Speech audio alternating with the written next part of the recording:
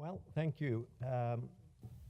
It's not easy to be the last on the program because so much has already been said. The best part of it is that maybe I can adhere to things that have been said and expand a little bit about it, but a whole lot has also already been said, so I will try not to exhaust you to say with surplus information that already has been said. So I will run fairly quickly through some of these pictures and hope you can excuse that.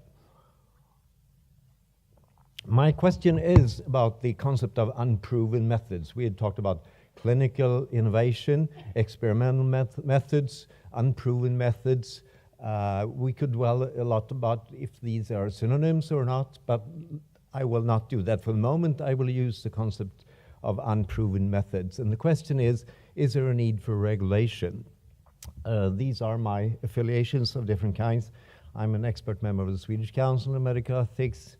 I have been chair of the Swedish Society of Medicine Delegation for Medical Ethics and also a member of this Nordic Committee. I have a conflict of interest to report before I start my talk.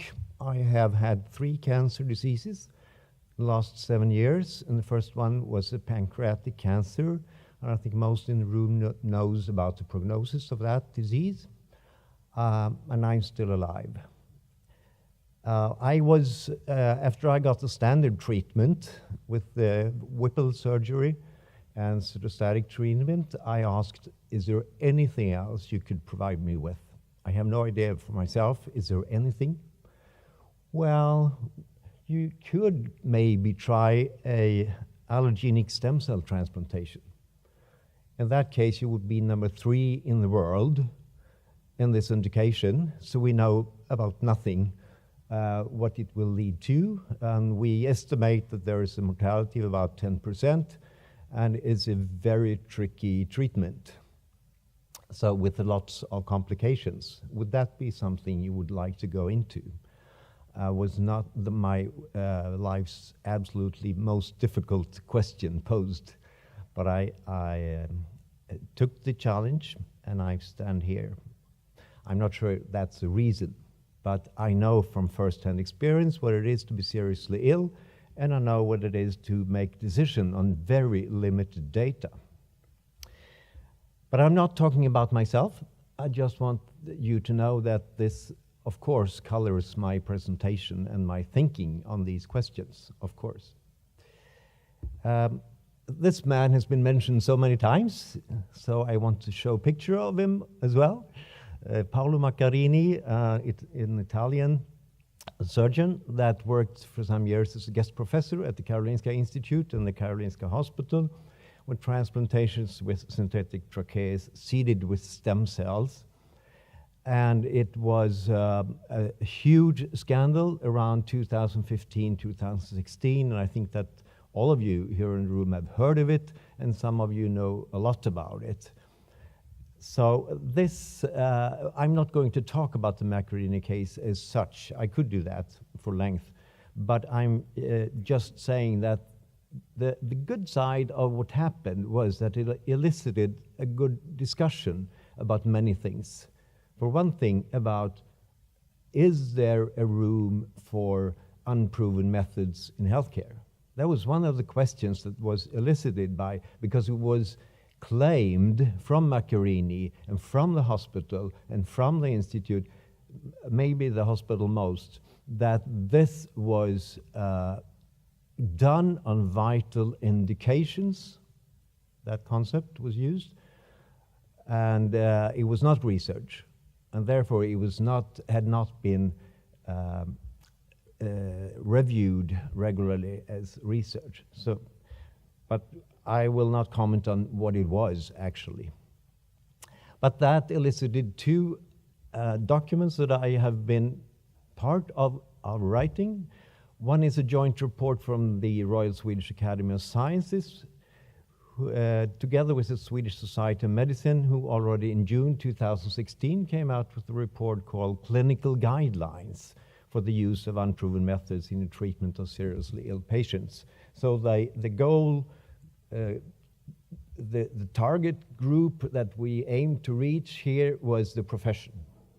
This was professional organizations, not legal, not official, but professional organizations. At least temporary suggestions what to do for the moment until we have a regulation of some kind in Sweden. The other report was written by the Swedish National Council on Medical Ethics. It was published in November 2016. There is a English version of it on the internet. It was called Ethical Assessments at the Border Between Health and Medical Care and Research. And I will primarily take this SMER report as the point of departure for my presentation. The point of departure is that, like we've heard, research is regulated through a special act on ethical vetting. The healthcare is regulated through another act. And the question has been, is there a gray zone between these two? Should there be? We've heard that several times today. The key concept in Sweden is vetenskap och beprövad erfarenhet, science and proven experience. I don't think that works as well in English as it does in Swedish. It's a Swedish invention, this concept, but it's very difficult to define also in Swedish. But we rely very heavily on this concept. And it says in our statutes that the legal foundation for every action that taken in healthcare should always rely on science and proven experience. And Lena has explained a little bit about, does that mean and, or could that be either or, and all that discussion. I will not take that up again. SMER's position in this issue is that the principal rule should always be that unproven methods should be developed and implemented as research projects if the circumstances make this possible. That is a golden standard. But that there may be situations where unproven methods could be offered outside a research project. But according to Gardar's presentation, under very strict defined preconditions in order to safeguard the patient. And the aim has been told several times this afternoon that the aim should in this case be only to help an individual patient, not to gather collective data on a group level for developing knowledge. That could be a secondary aim, but the primary aim should absolutely be to help an individual patient. And we also believe, like Gardar said, that the permissive approach to this, which the Helsinki Declaration really gives room for, is highly problematic, because there is no requirement whatsoever for an independent ethical review, and the declaration needs to be read as a whole document in case you use it at all. We don't like this formulation at all, actually. The medical obligations for anybody working in healthcare is that healthcare should be based on science and proven experience. We should also conduct clinical research. But we know from practical reasons that there are situations, and these are not extraordinary, unusual. They pop up almost every day in big hospitals, where we have a single critically ill patient where everything else has been tried. And somebody comes up with an idea, shouldn't we try this? We have used it before in another indication or another age group. It should work. Well, should there be a possibility for this to be done? Should it be permissible at all? If so, does then a special ethical assessment need to be carried out, and by whom? And how should the risk-benefit assessment be done before using an unproven method? And what special problems are there about informed consent in a situation like this, where the patient is very eager to get hold of any treatment in this situation? I know, you know. It's always a very special situation, which is a special perspective that you cannot imagine. Unproven methods could be of different kinds. It could be methods used before. It's well established, but on other patient groups. or it could be used on other indications, other disorders, and you want to try it on a new one. But it can also be sometimes methods that are in developing phase. It's not fully established, but it's ongoing. We have put up a list in this report about those preconditions that we would like to propose for this to be permissive. It should be exceptional cases for single patients, not for groups of patients. It should be based on patients that have a severe suffering or an extensive impairment of quality of life. Effective conventional methods should be lacking or conventional treatment options depleted. It should be a potential for effective methods based on theoretical scientific reasoning. You should give a theoretical ground. This should work due to this and that. But that's not enough. Well, there should be, hopefully, animal studies done before. Macchiarini didn't do any such. And some researchers tell me you cannot always do animal studies. It could be human studies in some specific cases or in other disorders. And then the risk-benefit assessment, of course, is the core issue. That the expected benefits must be in a reasonable proportion to possible risks. There are practical preconditions. There has to be an informed consent, maybe written, I don't know, documented in every case. The decision should not be made by the single clinician himself. It should be brought up to a higher level. It should be decided by the head of department so that you don't sneak in this without telling anybody else. It should be open and transparent what is going on. It should be based on a written plan. That doesn't have to be extensive, but a written plan beforehand put into the files of the patient telling the reasoning for this and why you're doing this. And it should be an external ethical assessment. We proposed in this professional document that for the time being, before we regulate this, it should be a professional committee, a specific committee, maybe a national committee. We don't have that, but we have on several hospitals in Sweden now, there are local committees, like at Karolinska, for example, have established such a committee today, who make a local review, but they have to be unbiased and not included in the same department and like that. I think it would be even better to have external people altogether, but that's maybe difficult to handle, with ethical, legal, and medical expertise.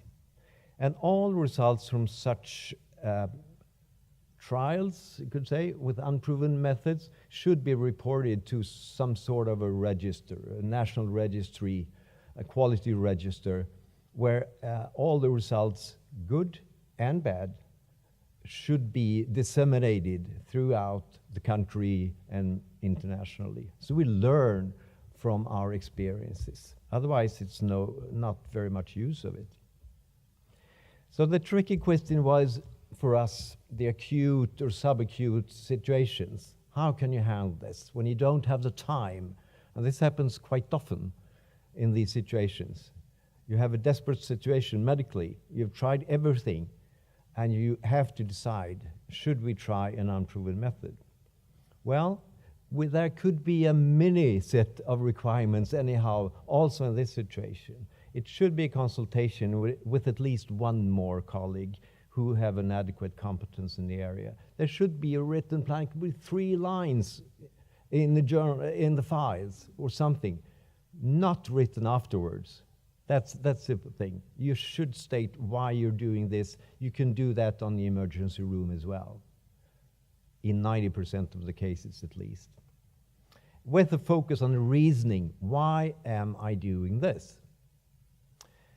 It should be preferably a decision made by the head of the department. If it's at nighttime or weekends, there is always a deputy for the head of the department who can make the decision, if it's possible. And we have also proposed, like Garda, that information about this should be sent to the specific committee, primarily with the aim to learn from it. So what about the relation to research? Well, if this goes well, of course you want to try it on more patients. But if you then plan to use this on several patients, well, this has to be done within the format of a clinical study and should go into clinical research. But the starting point can be another. Well, what's happened to this? Not much. There was a public commission about suggesting improvements in our Ethical Vetting Act, and they had also they should also look into this question. And the governmental commission in December 2017 suggested that everything which is done in hospitals lacking science and proven experience has to be researched. They totally rejected the thing about the gray zone or a third category or so. No, we shouldn't go into that because that blurs the line. Research and healthcare, nothing in between. So accordingly, an ethical decision is needed. And their proposal was that if it's acute, an ethical permission from a regular ethical vetting board should be sought retroactive. But that has led to quite a strong critique. And the question has, as far as I know, not moved forward yet. So this commission suggestion lies on the table of the government still. So we'll see what will come up with this.